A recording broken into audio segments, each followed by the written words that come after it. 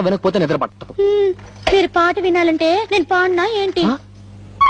ఏమిటి నువ్వు పాటలు పాడతావా? ఏంటండి మరి అంత తేలిక తీసేశారు? మా ఆశ్రమంలో ఫంక్షన్లు జరుగుతున్నప్పుడు పెద్ద పెద్ద వాళ్ళు వచ్చినప్పుడు నా చేత పాటలు పాడించేవారు.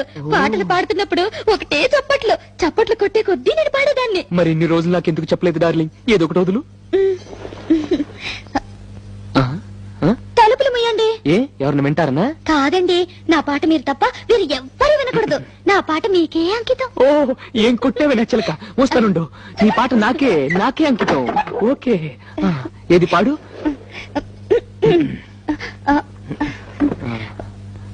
అబ్బా మీరు నా మొహం అంక చూడకండి, నాకు సిగ్గేస్తుంది. నీ మొహం చూడకుండా ఇంకేం చూడమంటావే?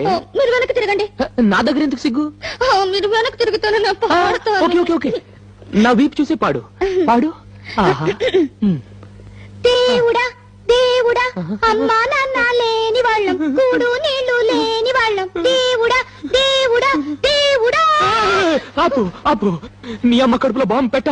దేవుడా దేవుడా అంటే ఎవరో పోయారనుకుంటారే. ఇది పాట కాదు, పాట కాదే, చౌకేకలు చౌకేకలు.